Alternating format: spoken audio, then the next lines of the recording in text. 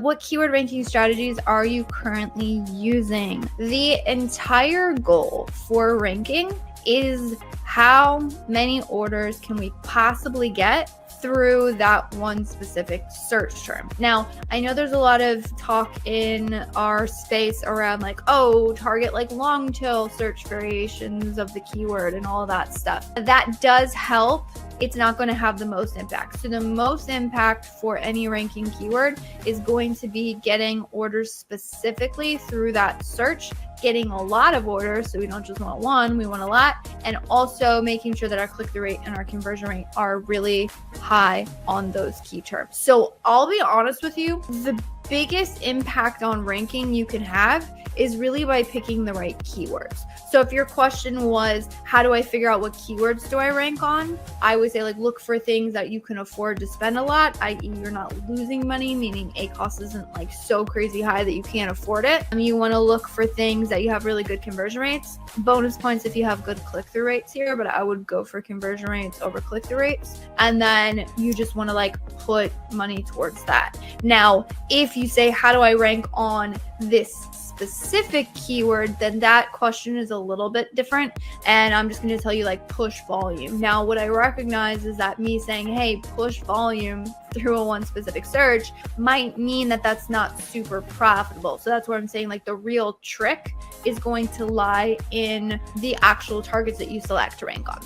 Other things, some pro tips and some pro hacks are more advanced but can be helpful here, is if you have a specific search where it's like crazy expensive and you just don't really have the budget for it. Again, that goes back to keyword selection. Make sure you're selecting keywords where you can afford to spend that budget on it. But if we're on a specific keyword, you want to make sure that you're showing high enough in search that you can really get those good conversions and get those eyeballs on the product. But maybe you can't afford a ton of clicks because there's a lot of clicks and they're really expensive. And use the budget as sort of a lever to cap or meter how much money you are spending for that ranking play. Now, how effective that is going to be how many orders your market is making, and that's relative.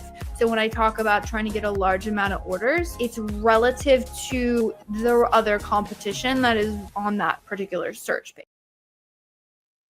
Hello, and welcome back to another episode of Ask Junglr. This is the time and the place where you get to ask and get answers to your most pressing Amazon advertising questions. Super excited for this. By the way, last minute panic swap out of a mic. All things indicate that it is working. I know like audio quality was absolutely horrendous last week. My team was like, what the heck happened? My mic literally crapped out on me. But it had been going strong for about 6 years. So I cannot complain. So as much as I probably should upgrade, I was like, you know what, that one worked in bulletproof for 6 years. And then the whole poor thing just died. So hopefully audio quality is good.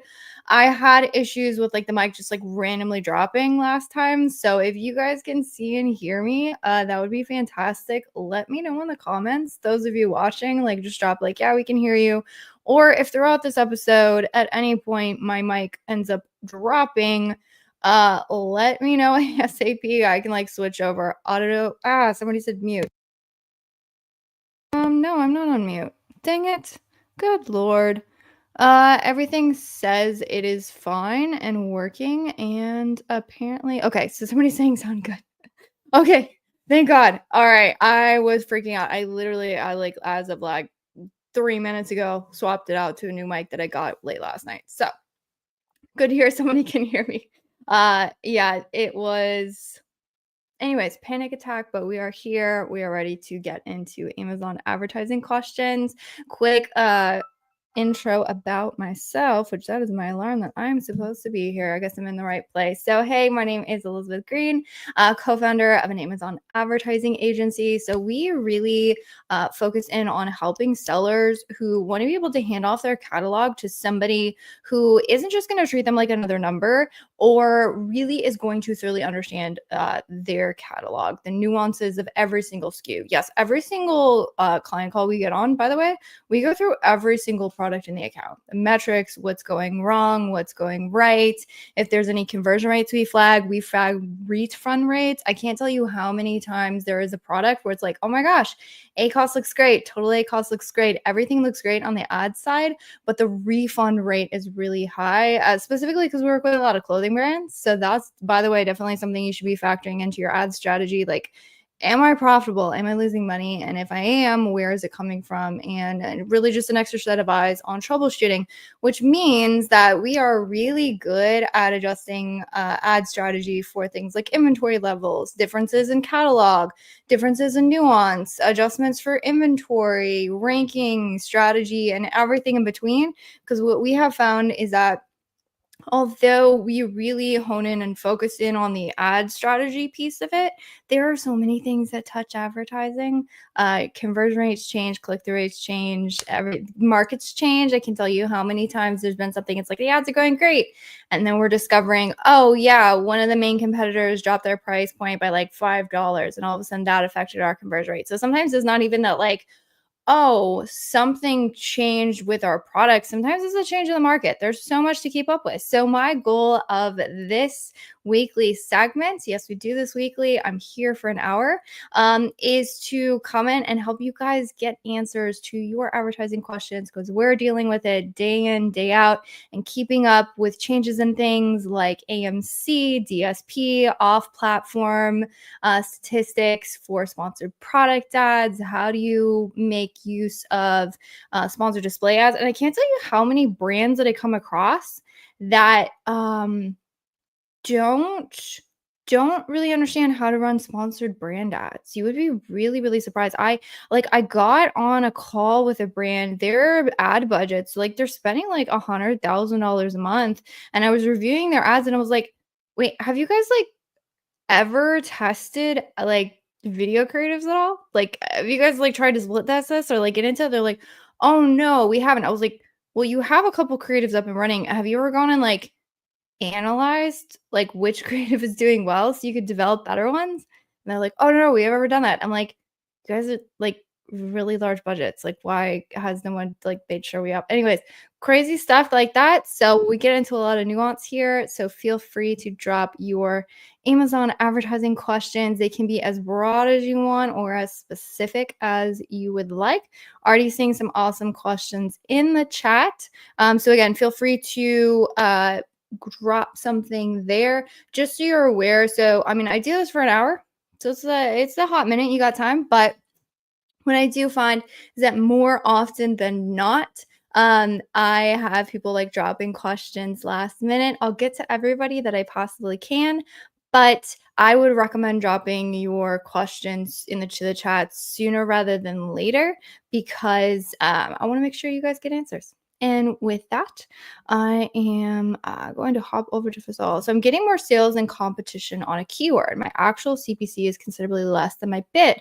Should I reduce my bid or let it stay at higher bid to make sure I get max impressions? This is a fantastic question. And this gets into the whole idea of cannibalizing organic sales. I did a whole podcast episode, trying to remember who it was. I think it was Neha from Adam 11, good friend of mine.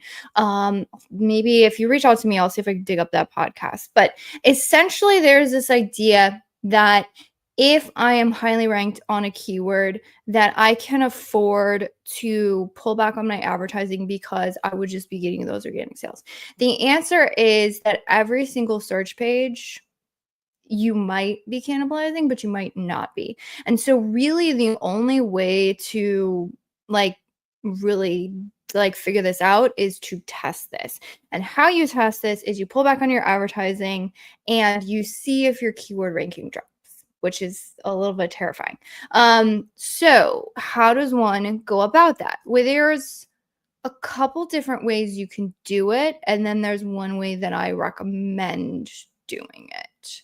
Or actually there's just two. So one is going to be very manual, very incremental. This is best served if you have a specific product that is driving a significant portion of your catalog. So there's one brand we work with. one of their products is doing like just one product is like over $1 million a month. Cutthroat, very competitive. There are some key terms on that like if we lose any slippage in ranking there, it's going to be brutal.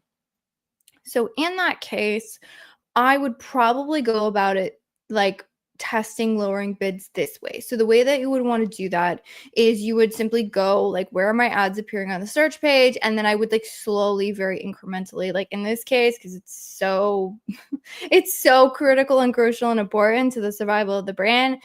One, I might just say like, hey, any keyword cannibalism I'm willing to like deal with, because I want to make sure that like I'm not going to destroy this like entire brand just by doing something stupid.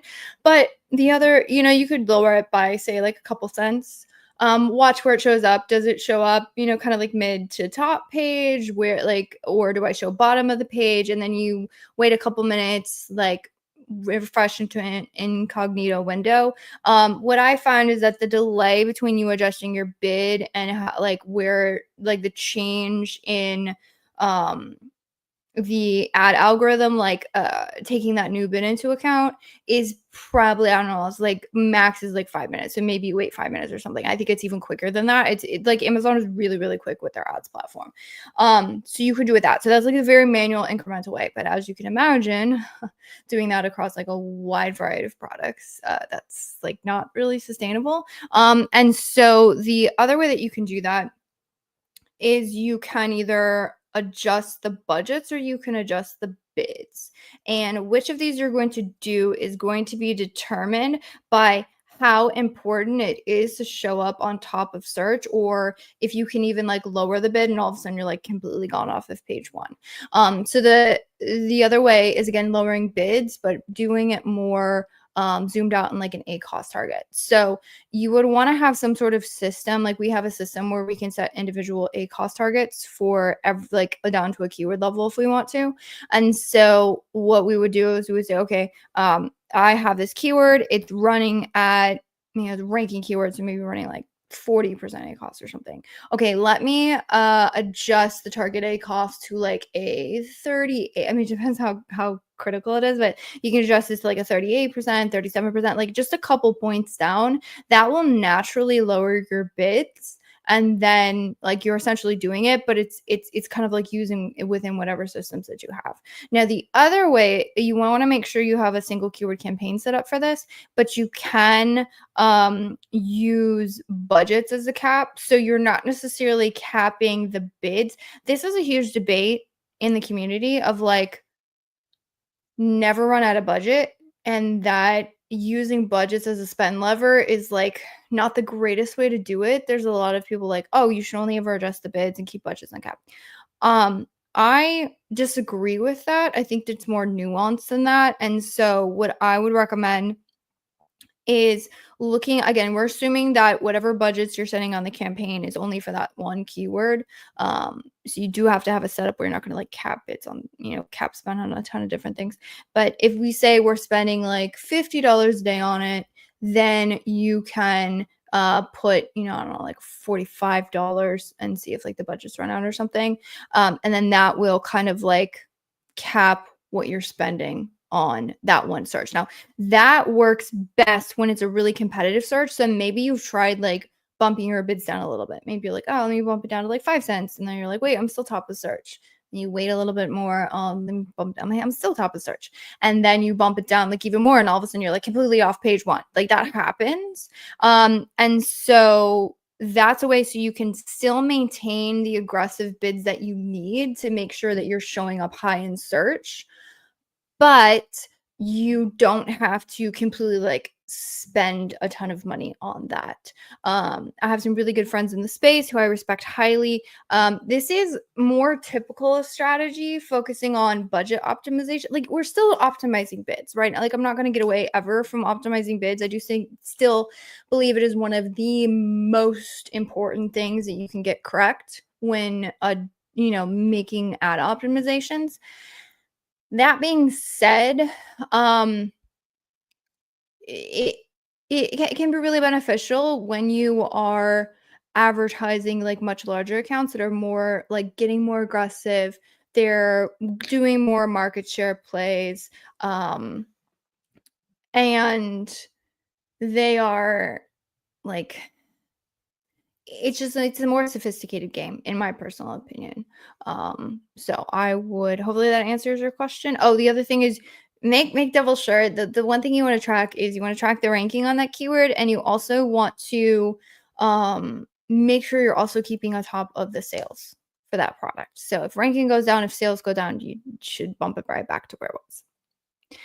Basic question, what is AMC and how do you get benefit from it? Good question. I'm gonna hop over to our YouTube channel and point you in the direction of a couple different videos that I did in partnership with some good friends of mine.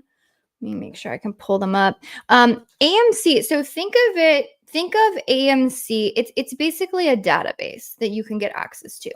But if you thought of AMC in a spreadsheet, this is the way that was explained to me that I thought was like, oh my gosh, that's amazing. That's the best way to explain that. And that is in this video right here, how to use AMC PPC in your ads. I'm going to drop both these in the chat, which if you're listening in on LinkedIn, it's not going to allow you to get these videos. So feel free to reach out to me if you have any questions. But what we have found is that, so AMC, you can think about it like a database, but instead of the case of going after, like, say, instead of like your campaigns or seeing how things are going for every individual product, you can think about it like each of those line items is a customer, and that customer has interacted with your product, interacted with other products, done a whole bunch of things. So you can almost think of creating an AMC audience like creating a pivot table. So you would say, I would like to grab all these customers that saw my detail page. Okay, I want everyone who saw my detail page and then didn't purchase from me. Okay, so that's a more segmented audience. And it's basically you're layering on filters. You layer on a ton of different filters and then you create a segment of an audience, which, as you can imagine, is insanely powerful. And AMC has been around like for a long time for DSP users, because DSP goes after audiences. And so having some way to create custom audiences is very important. And as you can imagine, like we were able, like there was one client that we noticed got they got sales more later in the day. So we were actually able to like create a segmented audience for shoppers who typically what is it? They typically purchased or they typically browsed Amazon after 4 p.m. Like you can get that detailed and granular. So it's kind of, it can quite feel quite overwhelming.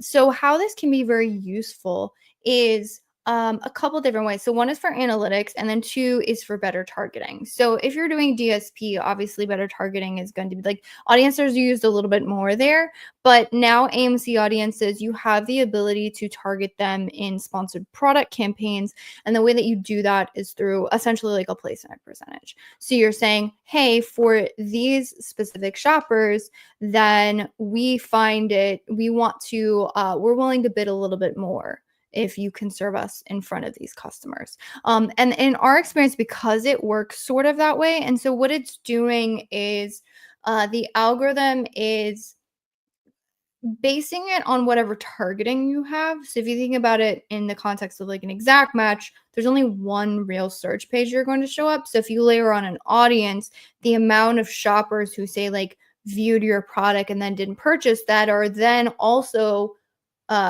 so you can almost think of your targeting in whatever ad, sponsored product ad campaign you're attaching the AMC audience to. You can think of it as like an additional layer to that audience. And that is where it actually becomes quite powerful, because if you think about it, when you're doing, say, like in sponsored display ads, you have a specific audience that, there's audience building, like people who have like purchased or viewed within a certain look back window. That's an audience. And so what you can do is you essentially layer in your targeting. And because with targeting, shoppers are coming back to the platform and they are purchasing, they're in the market, they're searching for something, right? They're kind of back in market to purchase on Amazon, which is powerful because then you could say like, okay, I already know that they've interacted with my product or in my category or in some way. And then I'm then going to make sure that I'm only retargeting them when they're coming back to the platform to search for something specific. And so the more specific you have the targeting in whatever campaign it is that you are going after, the more, say, limited you will be in really reaching that audience. So in our experience, actually leveraging these with auto campaigns can be very helpful. So that's sort of like the targeting aspects of it. And then the other aspect of it that is quite useful is for analytics. So now there's becoming a real at least in some of the circles I run in, there's a real conversation happening about things like new to brand, lifetime value of customers, customer acquisition. Am I getting new customers in the funnel, and what is my cost of acquisition? And this is a very common advertising term. If I know that someone comes back to my listing and purchases 3 times, like say in supplements, I know that there's a repeat purchase aspect, especially if I have subscribe and save. And so it is helpful to understand kind of what are the interactions. So you can actually get new to brand metrics from AMC for sponsored product campaigns, where typically it was only sponsored brands, maybe the sponsor display had it, but you can get it like new to brand all the way down to like a campaign level. You can look at things like path to purchase. So an example is like if someone interacts with my sponsored brand ad, are they more likely to purchase when they see my sponsored product ad, or say vice versa? So that can be really helpful to really get, I want to say like a more holistic view, but a more like long-term picture if your advertising strategy is being run well. So that's how I would say it is helpful. And I know it was a long-winded answer, but AMC, it's new on the block. Everyone talks about it. Nobody knows how to use it. And it was one of those things that when I first came around, I was like, seems kind of like a shiny new object, to be honest. There's a lot of those. And then Amazon's like, hey, you guys should use this. And we're like, okay, cool, we'll get access to this.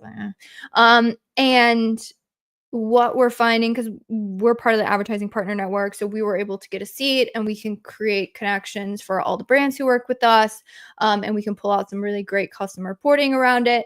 And so when we started with it, I was kind of like, well, maybe we'll hook up a couple brands and see. And what we're finding is that the insights are so valuable that we're actively creating it for all of our clients and using it, I think virtually in all of the accounts we manage. I read a Junglr email earlier this week about variations. We have product with 130 variations, 13 colors, 10 different sizes. We've been running PPC on just the 4 popular items.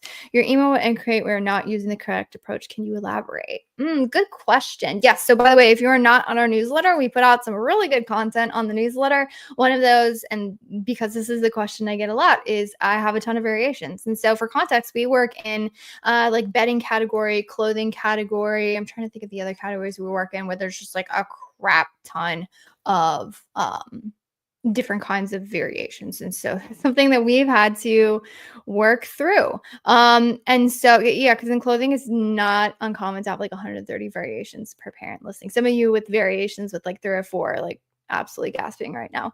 And so I would say you have half of the correct strategy, but not the full strategy.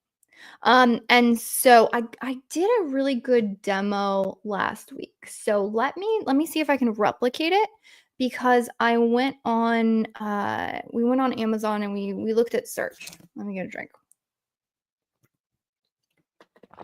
Because whenever I can, I like to do illustrations.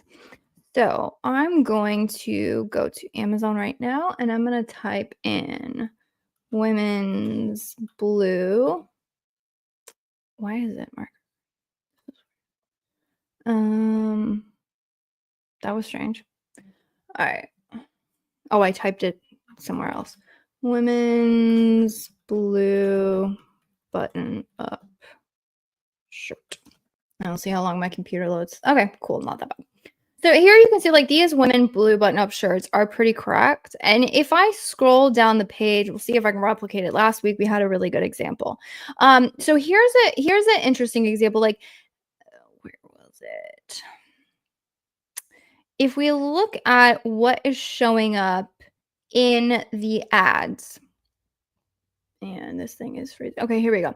So here is a really good example of this. So the search was women's blue button-up shirt. Now this is not technically blue.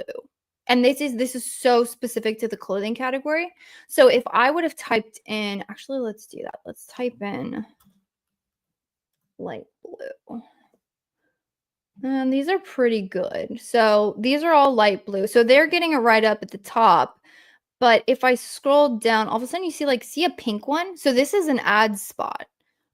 This is a pink one. This is a dark blue stripe. See how it's like not like it's a button-up shirt. It's a women's, but it's not light blue.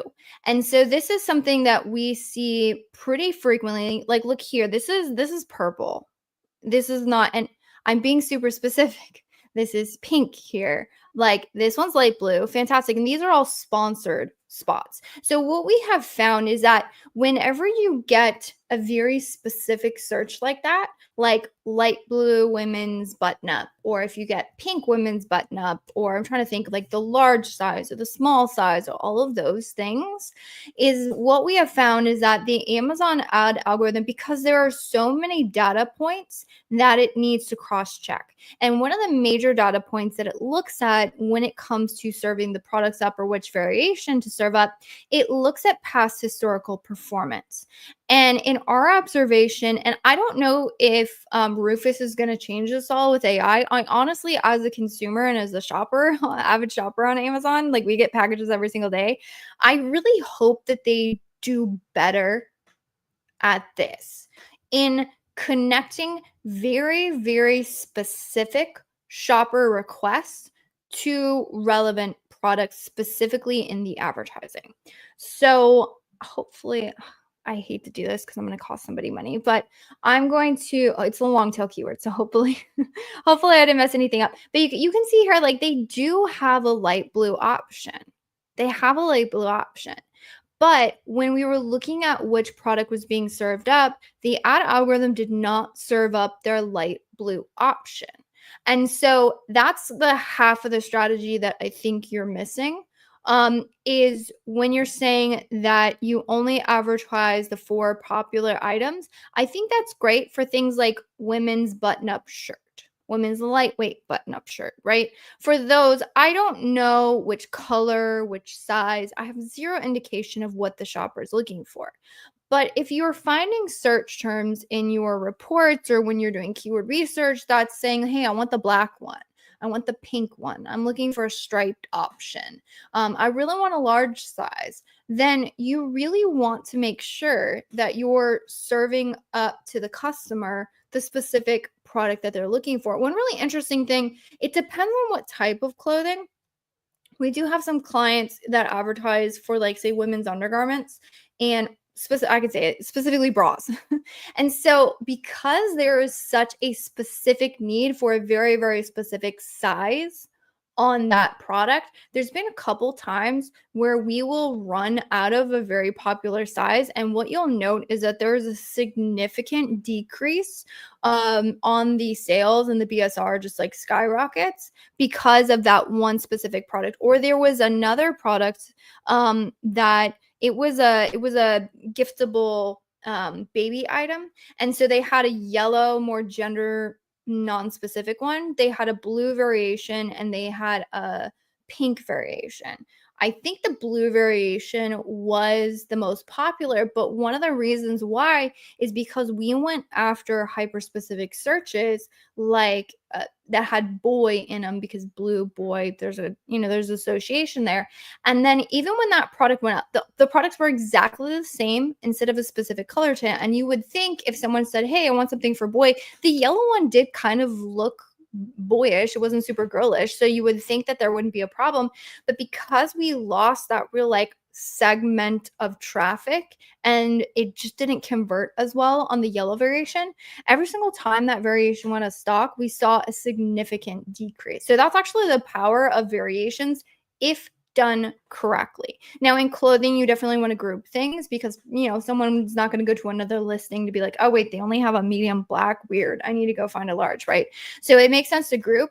But if you have any, say, like non-clothing items, one of the things I highly recommend is looking at, like, go and do keyword research, or just take a look at your search term reports and see, are there any segments of the market that are very specific for a variation of this product? And if I have the variation of that product in my catalog, then what you could do is you group them as a variation, and then you essentially have different traffic streams, because you can kind of send those variations out into, different quote markets, if you want to think about it like that, when it comes to this the search page targeting.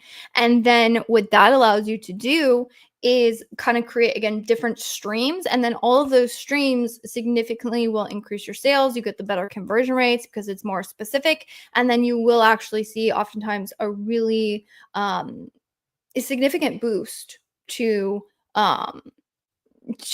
your overall sales. What I've seen in my experience, as far as, and this is kind of getting sidetracked, but I do think it's helpful for anyone listening to be aware of, any products I've seen where they have sort of that dynamic. Like there's somebody who I did an interview with, his whole thing was like, he had a product that was black and noticed that there was a ton of searches that were showing brown in his search term report.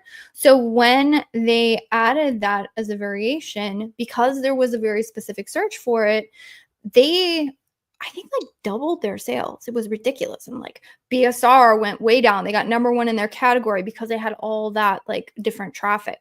But where I have seen variations maybe not do as well, or not really have the boost to the sales that you would hope, is when they're launched without a real solid indication that that's what the market is looking for. I mean, if you're seeing girls and you don't have, pink or purples, or you're seeing boy and you don't have anything that appeals to that, like, or, if you're seeing a large or a small or something, like that's a real indication that there is significant shopper search that you can tap into. So it's like almost like a new market you're using the variation to go after. But if you're just like, oh, I think we should do Greene, and there's no indication that Greene will actually is actually worth it, then sometimes you're just end up pulling from your current sales that you have. Great to see. Focus on connecting and performing. Oh, awesome. Glad you are enjoying it. Oh, looks like you're advertising. Okay. Interesting. Yeah, I'm not gonna pull up that quote. You're advertising your platform, which, no shade on that.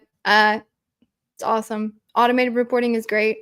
What I will say, I'll get on a soapbox about automated reporting. What I have found with reporting is it's not so much the charts and the graphs. Like the charts and the graphs are nice. It's having somebody who is able to tell you what the charts and the graphs mean in context. I think that's the most important part. That's what we do with our reporting. Is we not just like tell you like, hey, sales are up year over year, sales are up month over month, but like, hey, we noticed this indication in the market. There's been a change with this. Here's some changes we noted in the category, price points, etc. Like, here's all the context of like why the numbers are what they are, which I think is a little bit more valuable and also not something you can automate, to be honest. Although I wish you could. Totally wish you could. And with that, looks like we got some good questions coming in. If anyone has any additional questions, feel free to drop them in the chat. Hopefully my mic is holding strong, seeing as I had issues before, which is not great.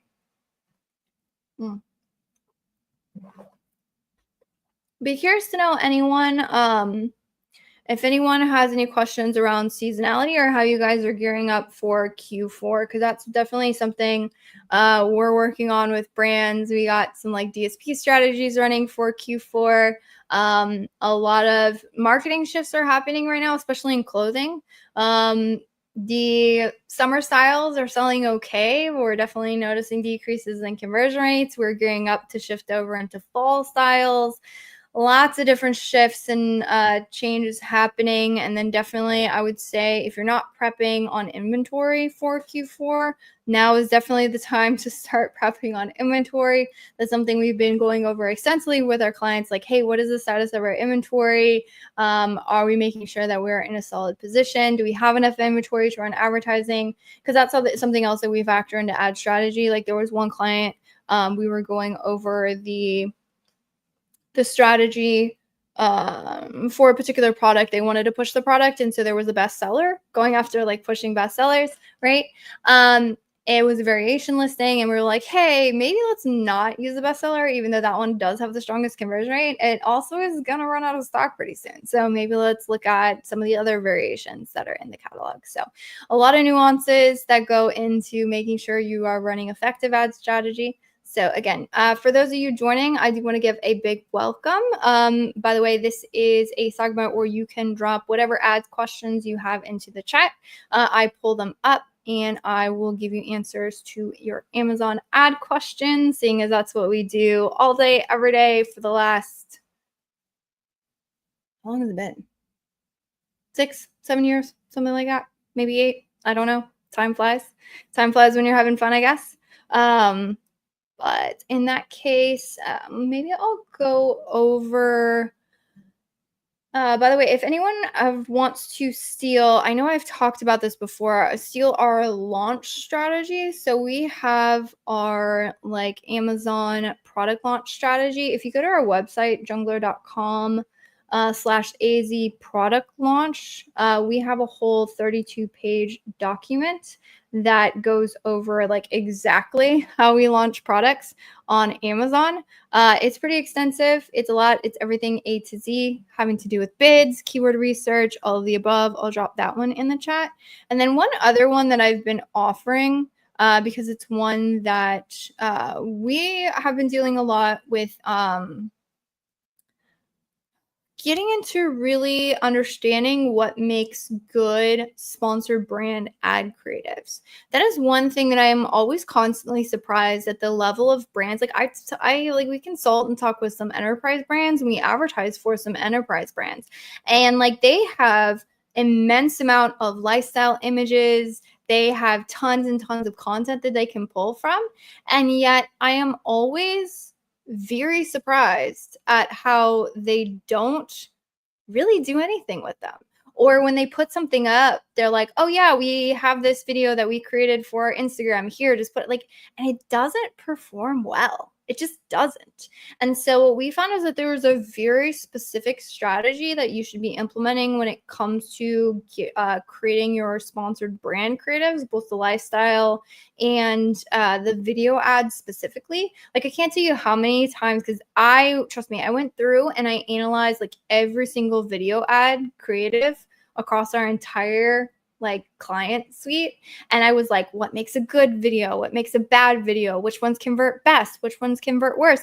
And what I found is that there was one consistent thing that was across every single one of our best performing videos. And when I talk best performing, I'm not just talking about click-through rate, because I clear about conversion rate.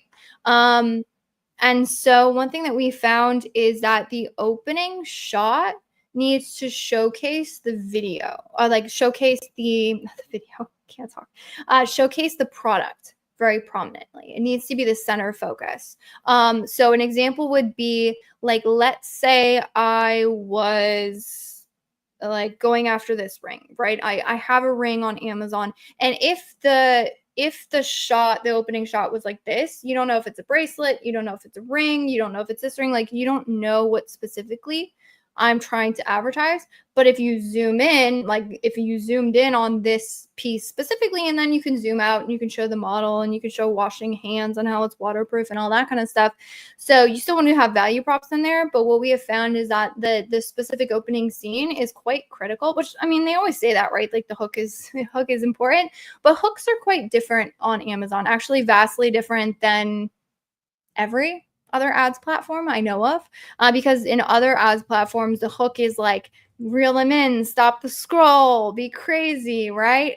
That's not really the case on Amazon. And what we found is that a lot of the crazy opening hook videos don't perform well from a conversion rate standpoint, which is really surprising. So a lot of them had like really high click-through rates and then like really crappy conversion rates. So it really is about showcasing the product. And one of the ones that I saw from a brand, which was like, I think the best example that I've ever seen from a brand who is using really strong brand creatives. Because what I found is that when you have a really strong recognized brand, like a lot of these brands, you know, some brands we're working with are like in retail and they have like these beautiful cinematic, like one of them like rented a boat and they have these cinematic shots, right? Like it's insane.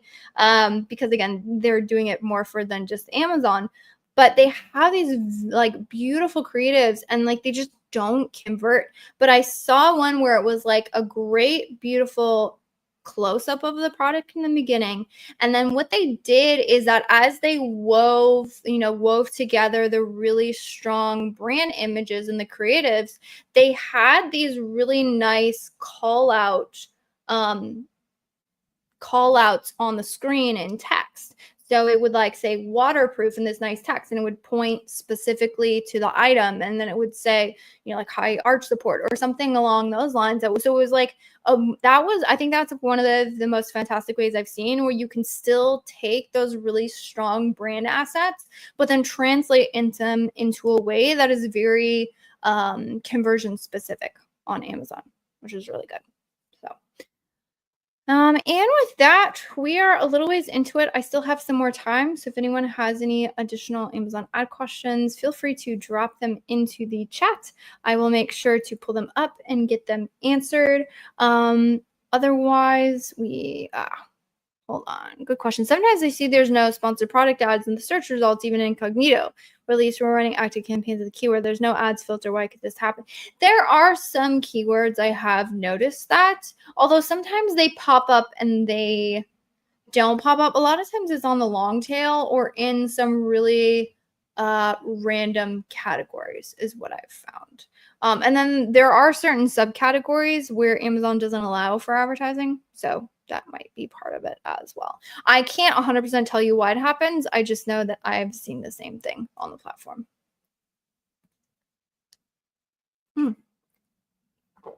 My voice is about to go. So with that, if anyone else has any additional Amazon ad questions, feel free to drop them in the chat and give you a couple more minutes.